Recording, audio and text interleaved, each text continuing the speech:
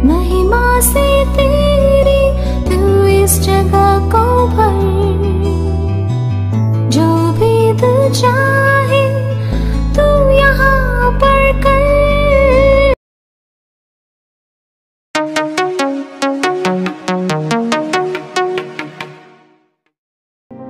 Praise the Lord. परमेश्वर के परम पवित्र नाम की स्तुति हो। सबको जय मसीह की।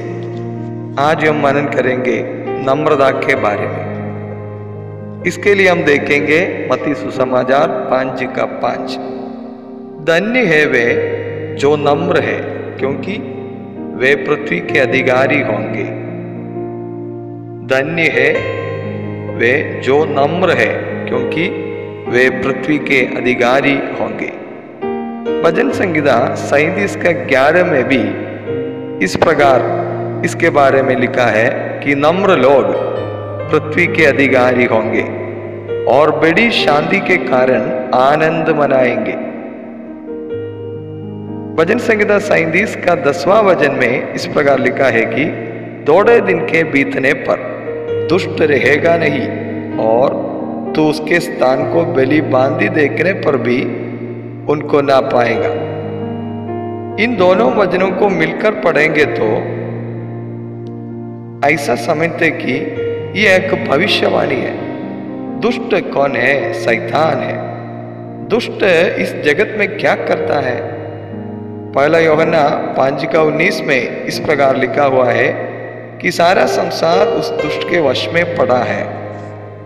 भजन संहिता 37:10 और 11 वचन के अनुसार परमेश्वर ने दुष्ट को या इस संसार के अधिकारी को निकाल देगा और इस पृथ्वी में राज्य करने का अधिकार नम्र लोग को देगा। यह कब होगा?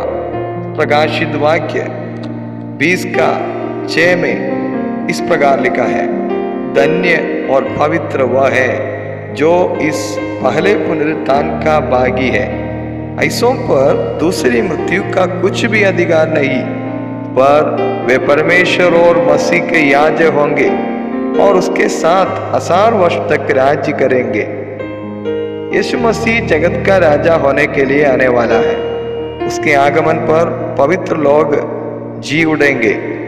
फिलिपियों का पत्री 3:21 के अनुसार जिसने उस समय जीवित रहेगा, यीशु मसीह ने उसकी दीनहीन देह का रूप बदलकर अपनी महिमा की देह के अनुकूल बना देगा। दानियल भविष्यवक्ता की पुस्तक 7:37 में इस प्रकार लिखा है कि राज और प्रभुता और धरती पर के राज्य की महिमा परमेश्वर ने पवित्र लोगों को दी जाएगी।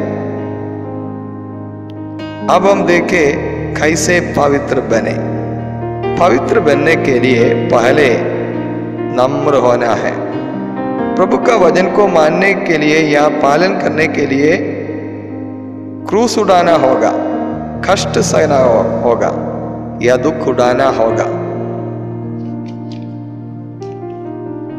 लूका सुसमाचार 9:23 में यीशु मसीह ने कहा कि यदि कोई मेरे पीछे आना चाहे तो अपने आपे से इनकार करे और प्रतिदिन अपना क्रूस उठाए हुए मेरे पीछे हो ले। प्रभु के पीछे होना मतलब उसके वचन मानते हुए उसकी रोशनी में चलना। भजन संहिता 119:105 में भजनकार कहता है कि प्रभु का वचन मेरे पाँव के लिए दीपक और मेरे मार्ग के लिए उजियाला है। याकूब की पत्री 1:21 में इस प्रकार लिखा हुआ है कि उसका वचन को नम्रता से ग्रहण कर लो, जो हृदय में बोया गया और जो तुम्हारे प्राणों का उद्धार कर सकता है। Praise the Lord. प्रभु की धन्यवाद हो, प्रभु की स्तुति हो। प्रभु का वचन नम्रता से ग्रहण करना जरूरी है, क्योंकि उससे हमारे प्राणों का उद्धार होगा। प्रभु का वचन को मानने में या ग्रहण करने में क्यों नम्रता जरूरी है?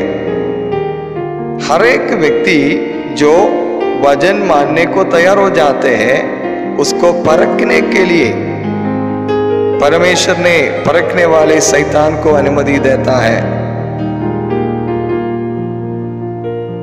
यहां पर बिना नम्रता से या धीरे से इस परीक्षा में जीतना बहुत मुश्किल है। याकूब की पत्री 1:12 में इस प्रकार लिखा है कि धन्य है वह मनुष्य जो परीक्षा में स्थिर रहता है, क्योंकि वह घरा निकलकर जीवन का वह मुकुट पाएगा। प्रभु की स्तुति हो। नाना प्रकार की परीक्षाओं को जीतने के लिए नम्र होना और नम्र होने के लिए अपने आप से इनकार करना, और याकूब की पत्री 1:14 वचन के अनुसार अपनी शरीर की अभिलाषाओं को मारते हुए जीना है, क्योंकि प्रत्येक व्यक्ति अपने ही अभिलाषा से खींच कर और फंस कर परीक्षा में पड़ता है। प्रभु की स्तुति हो। इन वचनों के द्वारा हम सब बहुतायत से आशीष पाते रहे। आमीन।